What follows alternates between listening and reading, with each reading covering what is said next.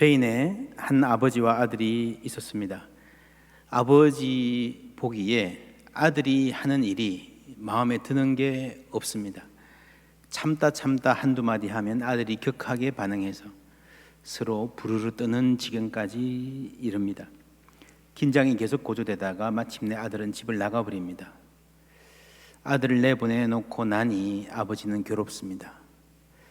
잘못이 있어서 사람답지 못해서 소망도 없다 싶고 꼴도 보기 싫다 했지만 아들을 보기 참 힘들었는데 못 보니 더 힘듭니다. 마침내 용서하자 굳게 결심하고 신문 광고를 냈습니다. 짤막하게 파코, 그 아들 이름이 파코입니다. 파코, 화요일 저녁 몬테나 호텔에서 만나자. 다 용서했다 아빠가. 그래놓고 기도합니다. 제발 파코가 내 아들이 이 광고를 보게 해달라고, 그리고 그 시간 호텔에 나타나게 해달라고. 예정한 시간에 호텔에 가보았더니 그 앞 광장이 젊은이들로 빽빽합니다. 경찰이 통제를 해야 될 정도입니다. 뭔 일인가 봤더니 거기 모인 남자아이들, 청년들 이름이 전부 파코라는 겁니다. 이 이름은 스페인에서 아주 흔한 이름이어서 아버지와 관계가 틀어서 집을 나간, 그래서 아버지가 용서한다 그러면 달려올 파코가 그렇게 많아서 800명이나 한자리에 모였다는 이야기, 소설가 해밍웨이의 세속의 신전이라는 단편의 내용입니다. 여러분, 인생의 가장 큰 고통이 무엇이라고 생각하십니까? 모든 사람들이 가장 간절히 바라는 회복이 무엇이라고 생각합니까? 이 대목에서 우리는 인생에서 가장 소중한 가치가 무엇인가를 알 수 있습니다. 사람들이 가장 바라는 회복은 화해입니다. 여러분, 아무리 좋은 집에 산다고 해도, 산의 진미를 쌓아놓고 산다고 해도 등 돌리고 원수처럼 산다면 지옥 같을 겁니다. 우리는 죄인입니다. 죄인은 하나님과 등 돌린 원수된 상태입니다. 잘 살 수 있겠습니까? 하나님이 만드신 이 세상에서 하나님과 원수인 채로 인간이 잘 살 수 있겠습니까? 모르겠어요. 혹 요리조리 피해가며 살 수 있다 생각할지 모르겠습니다. 그 그림자는 거둘 수가 없습니다. 그리고 언젠가는 우리 생에 닿을 날이 옵니다. 그때는 심판이 있습니다. 누구도 피할 수 없습니다. 우리 각인이 시골 촌부도, 한국 경제를 한 손에 주무르던 재계의 거물도, 세계 지승계를 주름잡던 석학도, 로마 황제도, 그대 강국의 대통령도 각각 그 심판의 자리에 서야 됩니다. 죄에 대한 하나님의 진노하심 앞에 서는 것입니다. 죄의 문제를 해결하지 못한 상태에서, 하나님과 원수된 상태에서 우리는 하늘나라 갈 수 없습니다. 그 전에 해결해야 됩니다. 하나님과 화해해야 됩니다. 오늘 1절 말씀 다 같이 읽겠습니다. 그러므로 우리가 믿음으로 의롭다 하심을 받았으니 우리 주 예수 그리스도로 말미암아 하나님과 화평을 누리자. 아멘. 이 말씀은 지금까지 1장에서 4장까지의 말씀, 그리고 5장부터 시작될 말씀을 한마디로 요약하는 내용입니다. 1장에서 4장은 믿음으로 의롭다 하심을 받는 복음에 대해서 말했습니다. 5장부터는 그 안에서 화평을 누리는 삶에 대해서 말합니다. 앞부분이 관계의 회복이라면 그 다음은 5장부터는 회복된 관계 안에 머무는 것입니다. 바울은 편지를 쓸 때마다 꼭 인사를 여러분에게 은혜와 평화가 있기를 바랍니다 라고 썼습니다. 이 은혜가 1장에서 4장, 그리고 평화가 5장 이후이라고 볼 수 있습니다. 우리 교회의 중요한 주제인 은혜의 샘, 평화의 길은 바로 이 복음, 은혜와 평화의 복음을 그대로 갖다가 요약한 것입니다. 4장까지는 의롭다 하심이라 그랬잖아요. 믿음으로 의롭다 하심. 의롭다 하심은요, 여러분 기억하십니까? 바르게 함, rectification, 바로잡음이라고 했습니다. 바르지 못한 상태, 하나님을 떠난 인간의 비참한 상태를 오늘 본문은 세 가지 표현으로 묘사합니다. 6절에 우리가 아직 뭐 되었습니까? 연약할 때에, 그 다음에 8절에 우리가 아직 죄인 되었을 때에, 10절에 우리가 원수 되었을 때, 하나님과 원수 되었을 때에, 다 비슷한 말입니다. 이게 과거 우리의 상태였습니다. 우리는 연약했습니다. 죄가 찾아올 때 노하고 그 죄를 싸워서 이길 힘이 없었습니다. 그래서 그 죄의 결과에 따라 사는 거예요. 여러분, 물론 이길 때도 있습니다. 이기기도 하고 지기도 합니다. 여러분, 영화, 헐리우드 액션 영화 보면 주인공이 적들을 만나 싸우죠. 이기기도 하고 지기도 하잖아요. 져가지고 막 터지기도 하고 잡혀서 막 묶이기도 하고, 그렇게 계속 싸우다가 맨 마지막에 가면은 가장 극강의 어려운 상대를 만나죠. 눈으로 봐도 도저히 이길 수 없다 싶은데 어떻게 기적적으로 뭐 누가 돕든지 해가지고 이제 이기는, 승리로 끝나는 그런 영화의 플롯에 우리는 익숙합니다. 영화는 그런데 실제 우리 인생은 어떨까요? 숱한 도전들을 맞서서 분투하고 싸우는 게 인생인데 우리는 이길 수 있을까요? 마지막에 웃는 자가 승자라고 그러잖아요. 여러분, 인생 마지막에 웃을 수 있을까요? 우리가 인생에서 만날 마지막 적, the last enemy는요, 사망입니다.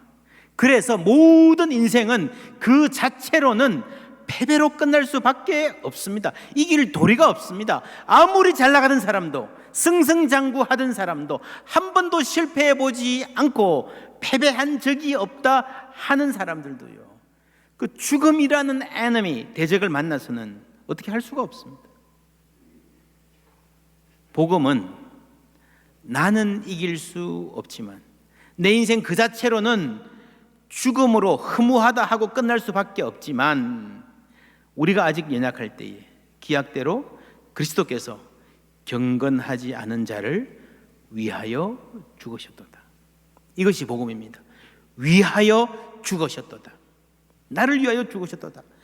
결국 이 싸움의 승패는요, 나에게 싸워 이길 힘이 있느냐가 아니라 나를 위하여 싸워줄 이가 있는가 일 수 있습니다. 근데 바로 이 질문을 하나님은 조금 바꾸십니다. 나를 위하여 죽어줄 이가 있는가? 그 죽음 앞에서 대신 여러분, 질문이 이렇게 바뀔 때의 초점은 힘의 문제가 아니라 사랑의 문제로 이동합니다. 여러분, 하나님의 능력이 중요합니까? 하나님의 사랑이 중요합니까? 뭘 더 구하십니까? 우리는 하나님의 능력, Almighty God에 대해 말하기를 좋아합니다. 아이들이 어릴 때에 우리 아버지 힘세, 우리 아버지 부자야, 우리 아버지 높은 사람이야, 사람들이 꼼짝 못해 자랑합니다. 그런데 아버지의 사랑에는 별 관심 없어요. 혹 능력이 좀 부족한 아버지가 어려운 살림에 그래도 어떻게든 나를 위해서 뭘 해주려고 애면걸면 노력하는 그 노력에 대해서 아이들은, 우리는 감동하지 않고 제대로 평가하지 않습니다. 구차하게 여기고 귀찮아하기까지 했습니다. 사랑? 그건 알겠고, 관심? 그거는 귀찮고, 돈이나 좀 많이 주세요. 그러다가 시간이 많이 지나고 나면, 철이 들고 나면 부모의 능력이 아니라 부모의 사랑이 소중하다는 것을 알게 됩니다. 하나님에 대해서도 마찬가지입니다. 하나님의 능력을 알고 믿는 것도 찾는 것도 필요하지만 우리는 무엇보다 하나님의 사랑을 알아야 합니다. 그 사랑이 어떤 사랑입니까? 7절 함께 읽습니다. 의인을 위하여 죽는 자가 쉽지 않고 선인을 위하여 용감히 죽는 자가 혹 있거니와. 여러분, 하루에도 수많은 사람들이 세상을 떠납니다. 그냥 가십니다. 우리는 별 감흥 없이 보냅니다. 그러다가 가끔씩, 정말 가끔씩 훌륭한 사람이 세상을 떠나시면 안타깝다. 어떻게 저렇게 훌륭한 분이 일찍 돌아가셨을까? 온 국민이 아파하고 마음을 모아서 애도할 경우가 있습니다. 그런데 온 국민이 하나같이 슬퍼하는 사람이라 하더라도 대신 죽어줄 사람 있습니까? 그만큼 훌륭한 사람이라 하더라도 없지요. 쉽지 않지요. 그런데 죄인을 위하여 죽어줄 사람 없다는 거죠. 이 세상에서 우리가 가끔씩 볼 수 있는 미담은 이런 겁니다. 장기 기증 같은 거. 제가 미국에 살 때요, 저희 옆 동네 마트에서 캐시어로 일하는 여종업원이 혼자서 아이들 키우며 사는 싱글맘이었는데 아이들 아주 어렸어요. 신장이 아파서 얼마 못 산다 그랬습니다. 이식해야 되는데 이식 신청 병원에 해놓고 기다리는데요, 차례가 이렇게 오려면 몇 년이 걸린대요. 그 시간을 버틸 가능성이 없어요. 가족도 없고 친척 중에 제대로 연락 닿는 사람도 없어요. 그런데 그 마트에 평소에 오던 손님 중에 알던 사람이 아니고 그냥 계산돼서 몇 번 봤을 뿐인데 그 소식을 어떻게 전해 듣고 내가 해보겠습니다. 그래서 병원 가서 검사해 보니까 맞아요, 다행히. 그래서 장기 이식했다는 기사를 본 적이 있습니다. 그때 지역민들이 큰 감동을 받았습니다. 놀라운 일 아닙니까? 기적 같은 일 아닙니까? 그런데 장기 이식입니다. 이렇게 드물게 일어나는 일도요, 장기 이식입니다. 죽어주는 게 아니고. 바울의 말은 뭐 대신해서 죽어줄 사람이 있겠느냐 하는 것입니다. 요즘에 가수 BTS가 뭐 세계적인 인기를 끄는데 최근에 군대를 가야 되냐 말아야 되냐 좀 논쟁이 붙었습니다. 그렇게 대단하고 훌륭한 친구들 꼭 군대 보내야 되겠냐. 그 팬들 중에서요, 너무 사랑해요. 이런 분들을, 이런 훌륭한 애들을 군대 보내는 건 너무해요. 막 분노하고 억울해하고 데모하고 울고 불고 그것 때문에 밤에 잠 못 자고 그럴 수 있어요. 근데 그 사람들 중에서 대신 갈 사람, BTS 대신 군대 갈 사람, 그럼 누가 나서겠습니까? 여러분, 사람이 사람을 대신한다는 게 그게 그만큼 힘든 일이라는 거예요. 2년 군대 대신 가주는 것도 힘든 일이라는 거예요. 로마서의 말은 의인을 위하여 죽는 자가 쉽지 않고 선인을 위하여 용감히 죽는 자가 혹 있을지 모르겠지만, 8절 말씀 다 같이 읽습니다.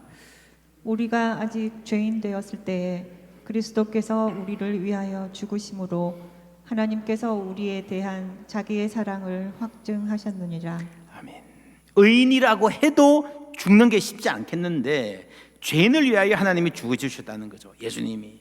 그리고 그것 때문에 사랑이 확증되었다라고 말합니다. 이 확증이라는 말이 무슨 말입니까? 재판을 해요. 이쪽에서 이 말하고 저쪽에서 저 말합니다. 이쪽 말 들어보니까 맞는 것 같아요. 저쪽 말 들어보니까 또 이놈이 나쁜 놈 같아. 거짓말 같아. 여러분, 요즘에 그렇지 않습니까? 뉴스 들으면요, 아 그렇구나 했는데 그 다음날 뉴스 들으면 또 다 반대야. 완전히 다른 말이야. 뭐가 맞아요? 왔다 갔다 해요. 이 모든 왔다 갔다 하는 논란을 잠재우는 결정적인 사건이 확정하는 겁니다.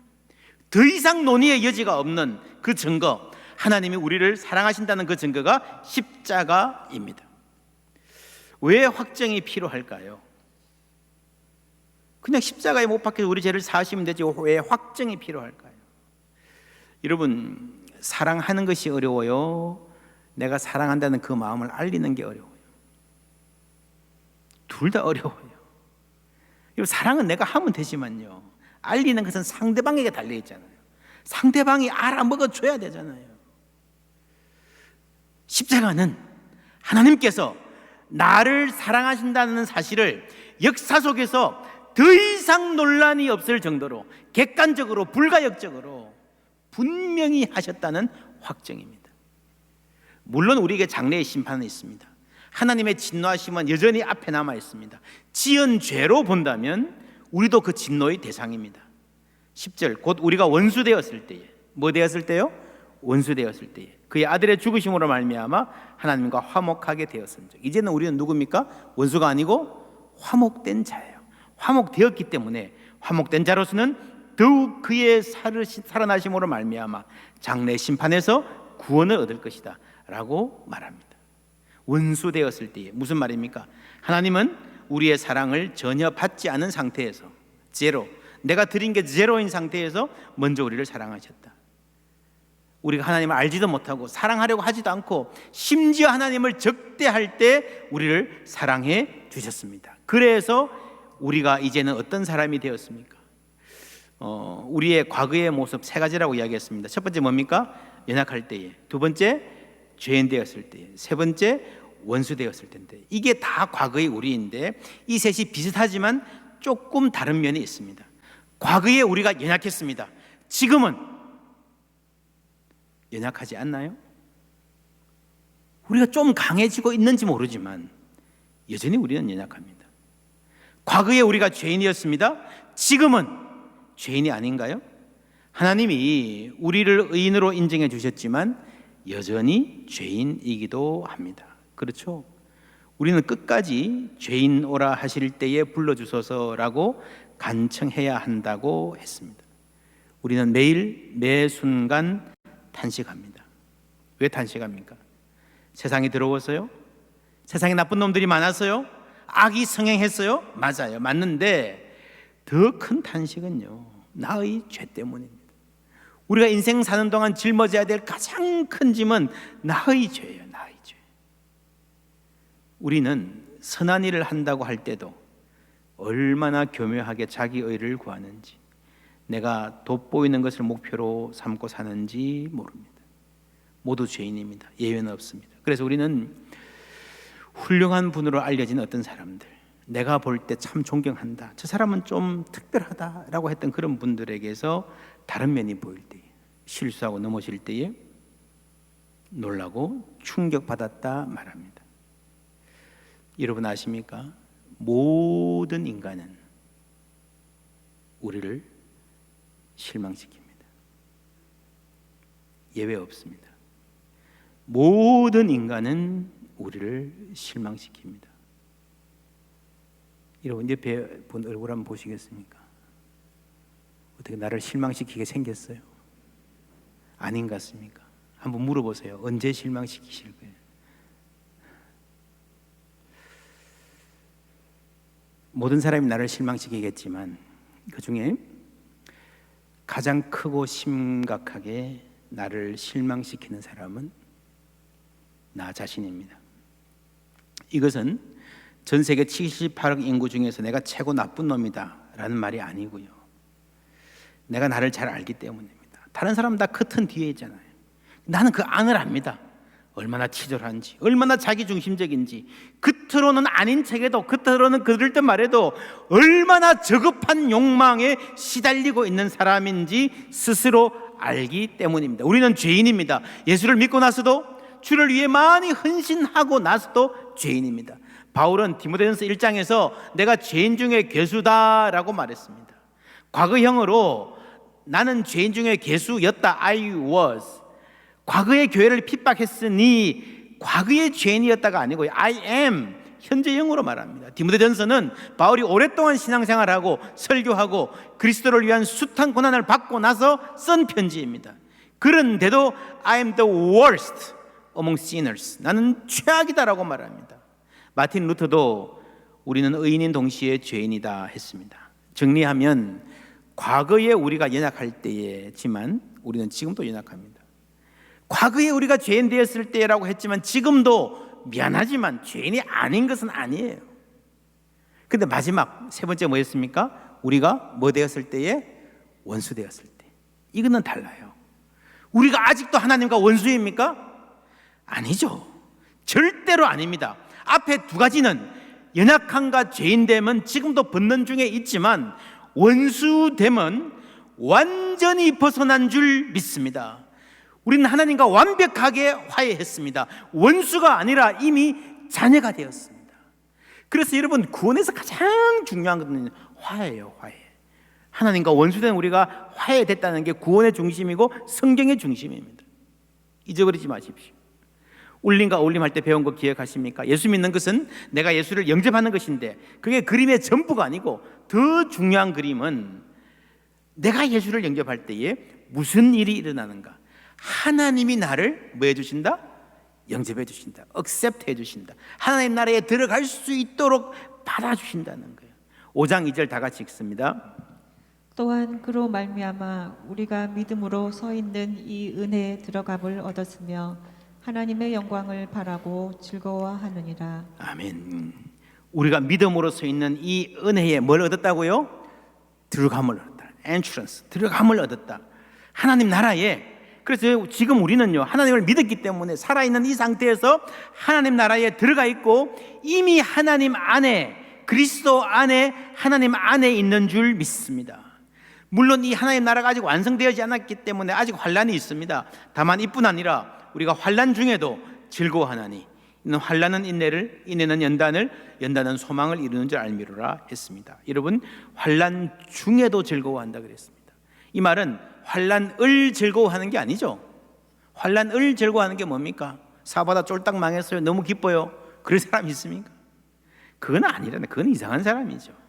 환난으로 인한 기쁨이란 당신의 건강과 재산 그리고 안락함을 잃는 것이 당신의 기쁨이 되는 것이 아니라 이러한 환난에도 불구하고 당신의 기쁨이 사라지지 않는다는 것이다.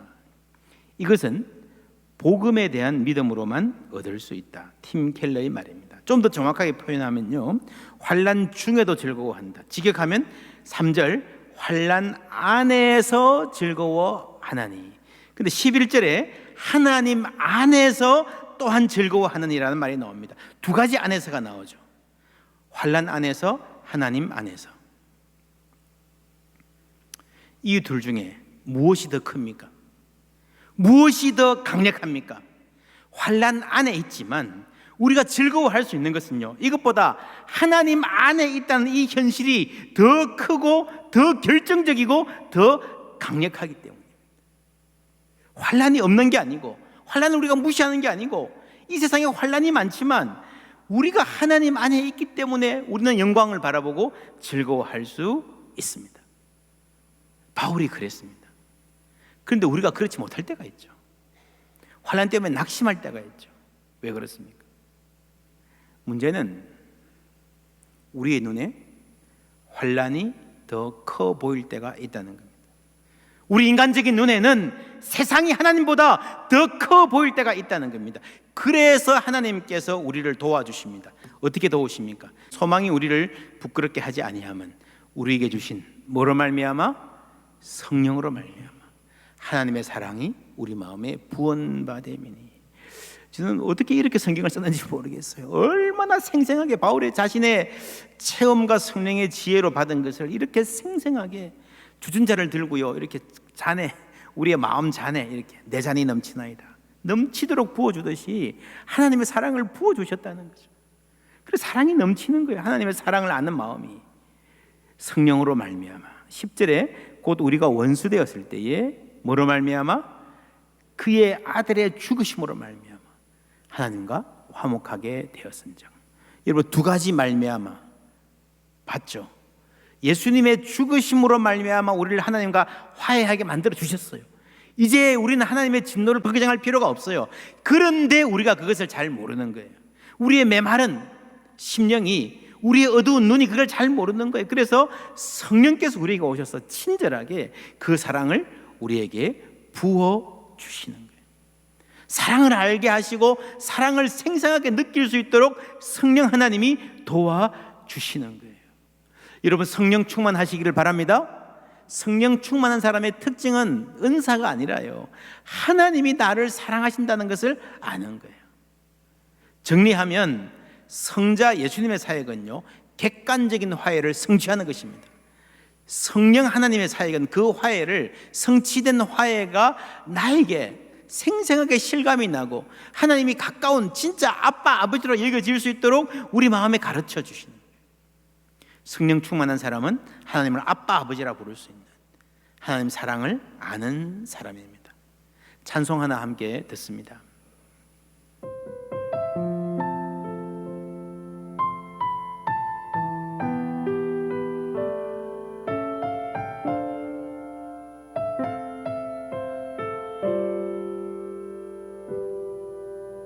하나님이 날 참 사랑하시네. 하나님이 날 참 사랑하시네. 하나님이 날 참 사랑하시네. 하나님이 날 참 사랑하시네. 세월에 묻혀 또 현실에 갇혀 잊고 살다가도, 그냥 살다가도 어느 날 문득 생각해보면 하나님이 날 참 사랑하시네.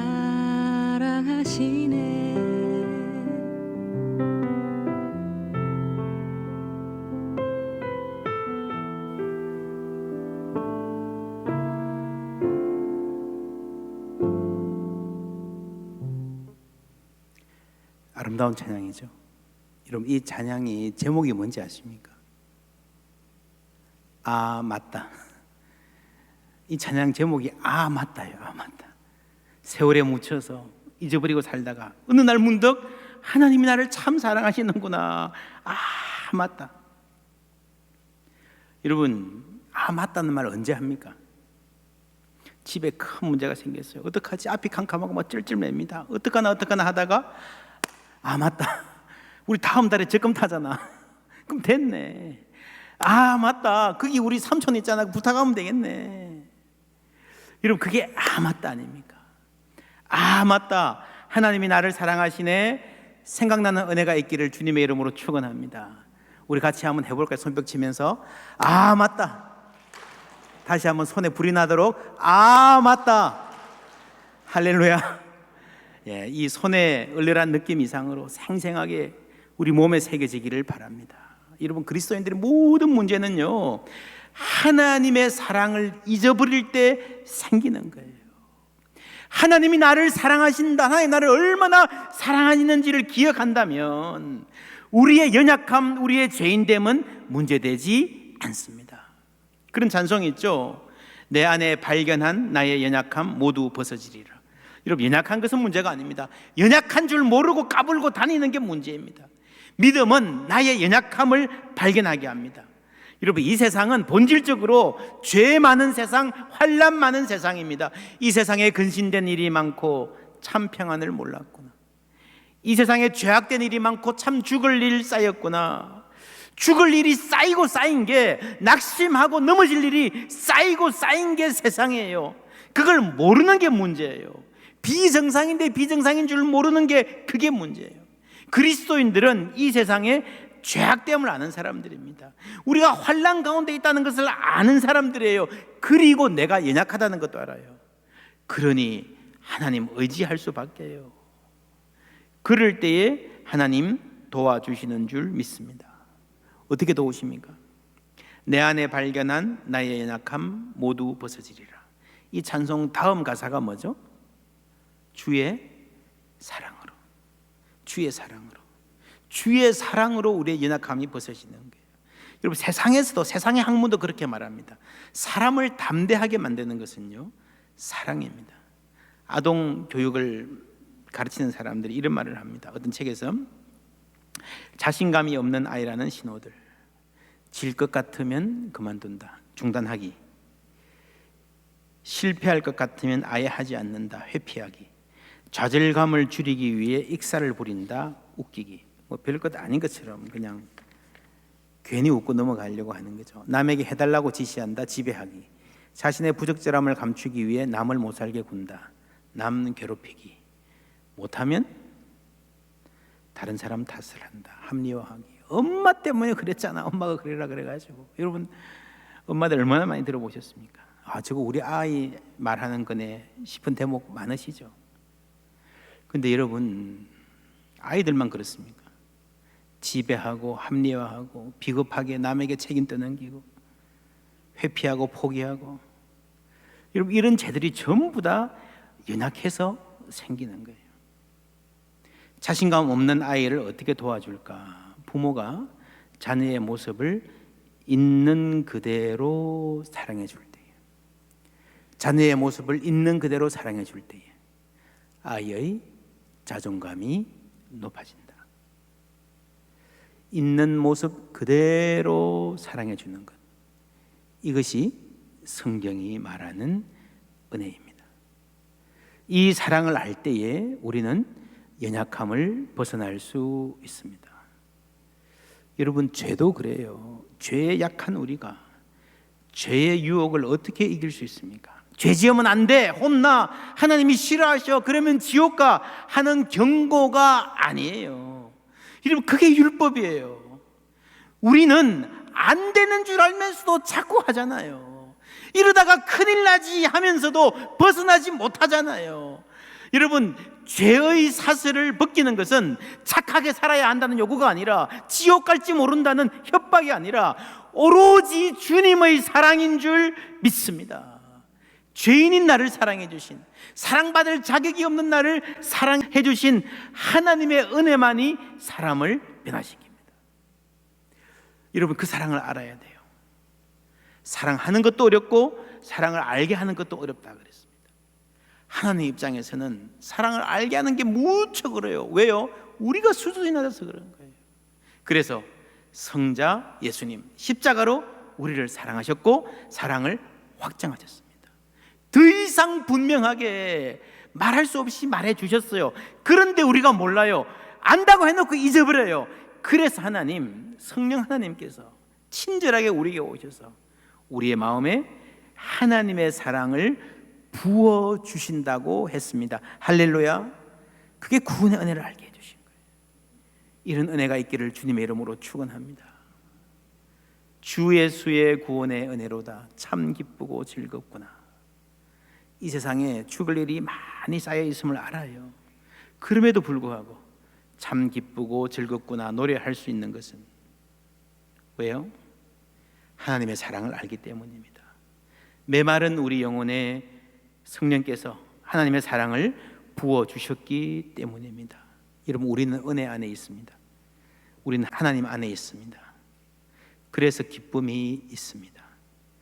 혹 환난 당하더라도 그 기쁨은 중단되지 않습니다.